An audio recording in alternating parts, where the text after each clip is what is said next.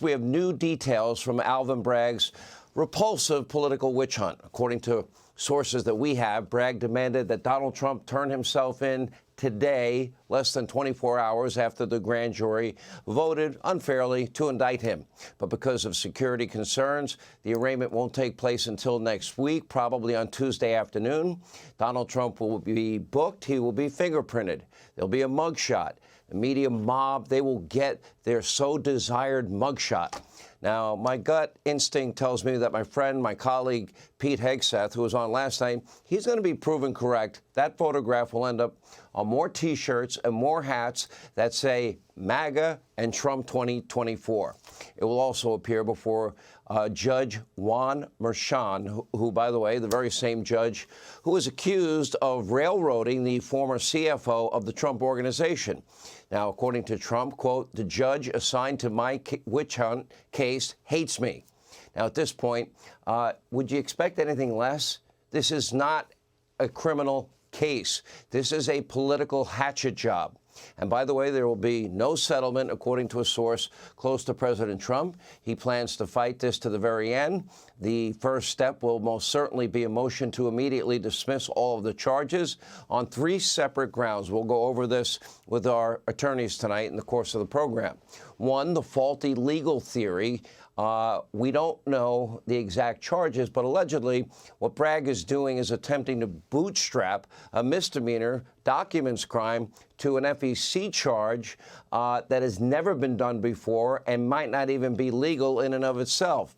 The second thing, Trump's lawyers will likely argue that the case is beyond the statute of limitations, which they are. After all, there is a 2-year limit on charges related to mislabeling documents. Now, the third reason for a dismissal involves prosecutorial misconduct. Here you have a DA responsible for the charges. His name is Alvin Bragg. He ran on a campaign promise to go after one man, Donald Trump, one family, the Trump family, one organization, the Trump organization. Now, I think all of that clearly reeks of political bias, don't you? Maybe the end result should be that he gets disbarred. As the New York Post points out, quote, "Surely the judge will be asked to consider this question. Would this case have been brought against any other person?" Now, of course, the answer is no. In fact, the DOJ, the FEC, the Mueller investigation, Bragg's predecessor, and even Bragg himself declined to bring these charges until now. Now, meanwhile, Alvin Bragg rarely brings felony charges against anybody in New York, even violent offenders. According to an op-ed from Jonathan Turley, he said, quote, "Donald Trump would have been better off robbing Stormy Daniels with a gun. Bragg would have thrown that case right out."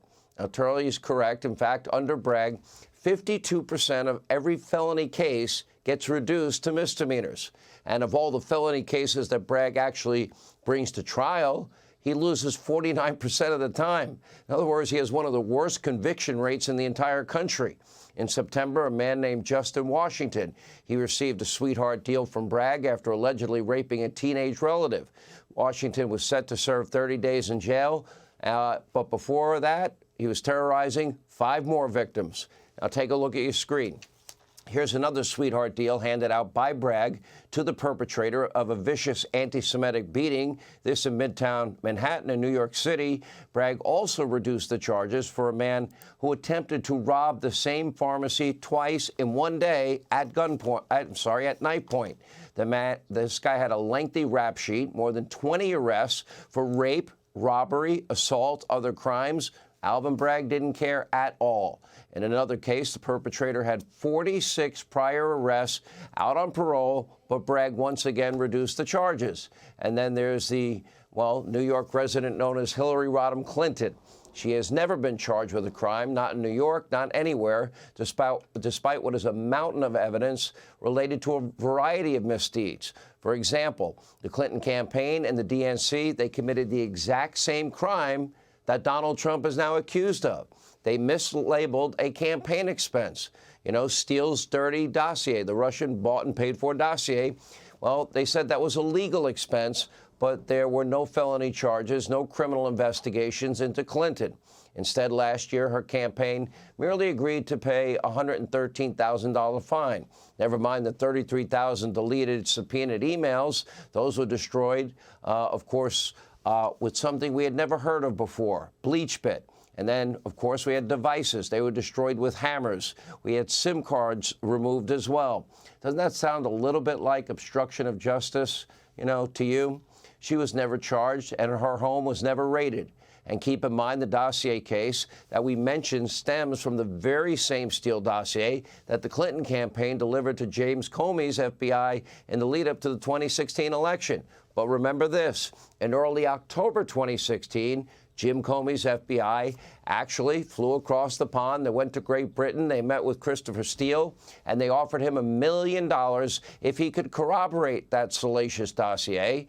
Well, even though the Steele dossier couldn't be corroborated, he didn't collect his $1 million because his allegations we now know were completely BS. Comey in late October used that very dossier, contrary to the law, and unlawfully obtained a FISA warrant to spy on the Trump campaign, the Trump transition team, and even the Trump White House, a president of the United States.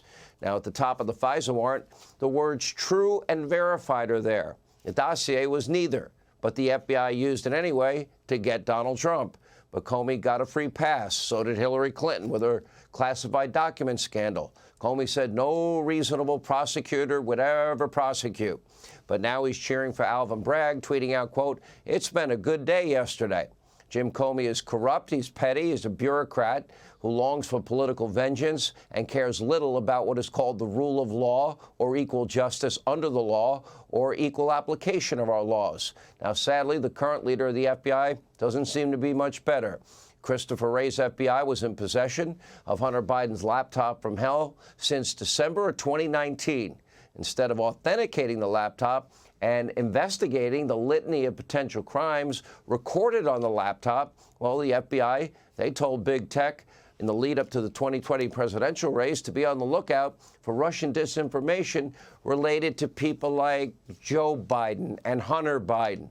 They knew they had the laptop. And big tech, by the way, was more than happy to oblige, and they even got money from the FBI, $3.5 million in the case of Twitter. Censoring the Hunter Biden laptop story only weeks before the election. Well, you can count me in the column as somebody that believes the FBI knew the laptop was real. They knew it. They knew Rudy Giuliani had a copy. They knew he would likely release it before the election. And my guess, that is the real reason that the FBI was warning big tech companies to be on the lookout for misinformation on people like Joe Biden and Hunter Biden. Now, to date, Hunter is yet to be charged with any crimes, even though there is video evidence of, let's see, Hunter Biden smoking crack cocaine, hiring prostitutes, lying on gun applications, selling access to the federal government. Yet, where's that case? There's also extensive evidence from the laptop and a separate Senate and House investigation showing that the big guy and other members of the Biden family might have benefited from Hunter's alleged access peddling, tax evasion charges, money laundering charges, and now we know there was a real quid pro quo, remember?